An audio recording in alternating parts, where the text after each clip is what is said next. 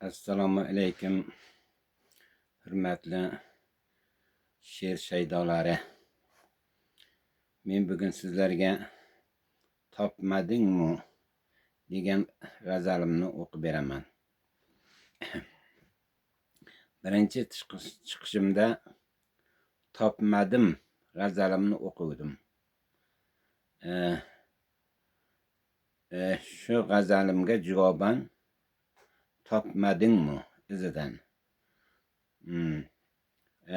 Mayli, yana bir marta masalan topmadim g'azalimni o'qib, izidan topmadingmi g'azalimni o'qiyman.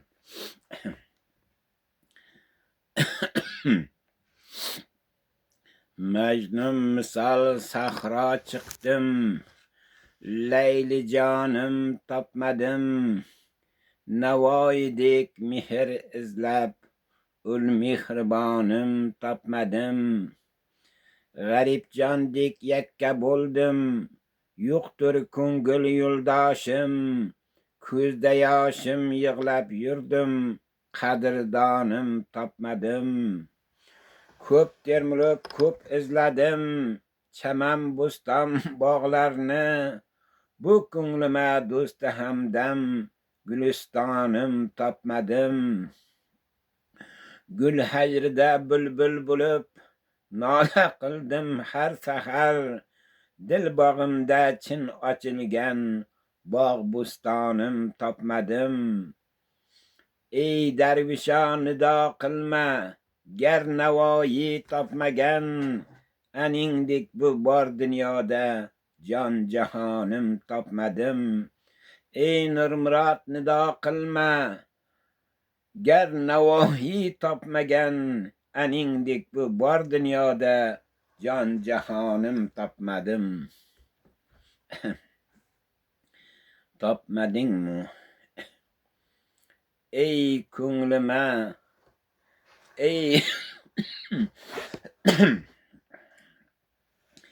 ey ko'nglima, na istaysan? Do'sti hamdam topmadingmi? Gul hajrida buncha nola, dardi malham topmadingmi? Hijron chulda labing qaqrab, saroblarga bo'zlading. Kavsar suvga labing yetmay, ichgali jom topmadingmi? Umid birla qanot qoqding, zoti odam orasinda. Qanot sinib ko'ngil cho'kdi, xushnudu dam topmadingmi? Umring o'tdi, yoshing ketdi, yaqin qoldi chin manzilgoh. Ko'ngil istar lamakon, beg'ubor olam topmadingmi? Qul Nurmurod nido qilma, yerda emas haq habibing. Qalbi yaktash yaqin hamdam, do'sti mahram topmadingmi?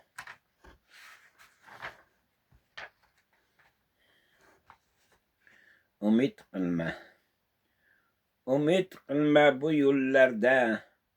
Qo'l ushlashar hamdam bo'lmas. Samandardek yongan o'tga, dunyo ishra malham bo'lmas. Boylik, mansab, shoni shuhrat qolib ketgay emas hamroh. Bor dunyodan kutma najot, bor dunyodan kutma hojat. Najot berar bir dam bo'lmas. Majnun holi bitilmishdir, taqdirimga azal abad. Yor izlama bu dunyodan, bandaki diloram bo'lmas. Haq vasliga bel bog'lading, haq vasliga bel bog'lading. Qalbing yonar, taning qolar, mashaqqating ko'p turar, yo'lingda arom bo'lmas. Qul Nurmurod darvichaga, kim o'zini hamroh etgay. O'zligingdan o'zga hamroh, qo'ling tutar odam bo'lmas.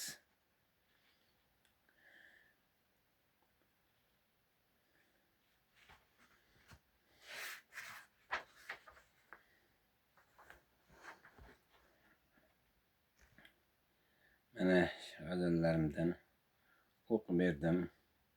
Albatta bu g'azallarni yozishdan maqsad men shu hozir o'zimda ijod qiluvchi kishilar juda kamdan kam bor bo'lsa ham chiqmayapti. Shu o'zimizning sharqona adabiyotni aruz vazminni, g'azal vazminni mana shuni yana bir martaba ko'tarib chiqish uchun g'azalning kuchi nihoyatda kuchliligini mana shu g'azallardan foydalanib mantiq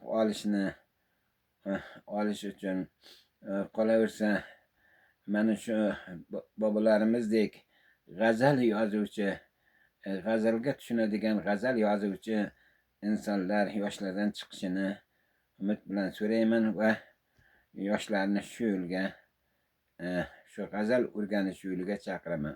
G'azalda nihoyatda tartib qoida, bir go'zallik, navo juda kuchli bo'ladi. G'azalga yengiltak qarab bo'lmaydi. G'azalning kuchini g'azal yozib, g'azalning ichiga kirgan odam, g'azalning tinglagan odamgina biladi. Qarang, ey ko'nglima na istaysan, do'sti hamdam topmadingmi? Gul hajrida buncha nola, dardi malham topmadingmi? Hijron cho'lda labing qaqrab, saroblarga bo'zlading, kavsar suvga labing yetmay, ichgali jom topmadingmi? Umid birla qanot qoqding, zoti odam orasinda, qanot sinib ko'ngil cho'kdi, xushnudu dam topmadingmi? Umring o'tdi, yoshing ketdi, yaqin qoldi chin manzilgoh, ko'ngil istar lamakon, beg'ubor olam topmadingmi? Qul Nurmurod nido qilma, yerda emas haq habibing, qalbi yaktash yaqin hamdam, do'sti mahram topmadingmi? Mayli, sog' bo'lingizlar, salomat bo'lingizlar. Qo'llaringizdan kelsa bir dona layk bosingizlar, obuna bo'lingizlar.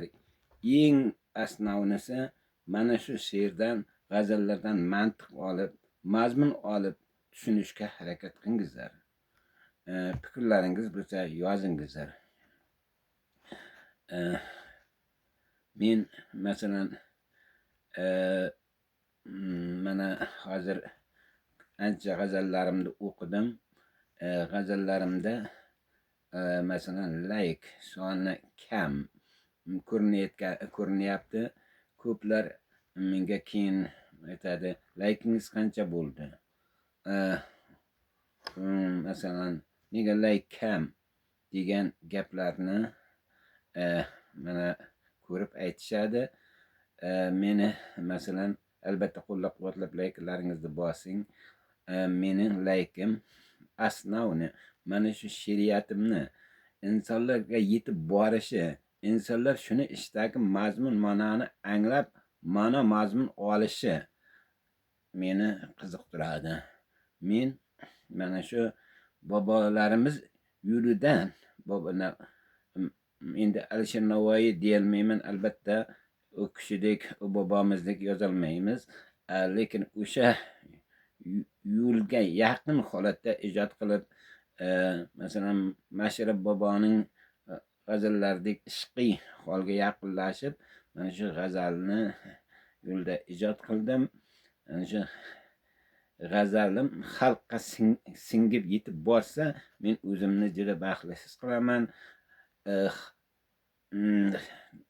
Yana bir odam aytganki, g'azalni tushunish uchun ham o'sha g'azal o'qiyotgan kishida ham masalan hech bo'lmasa 50 ga 50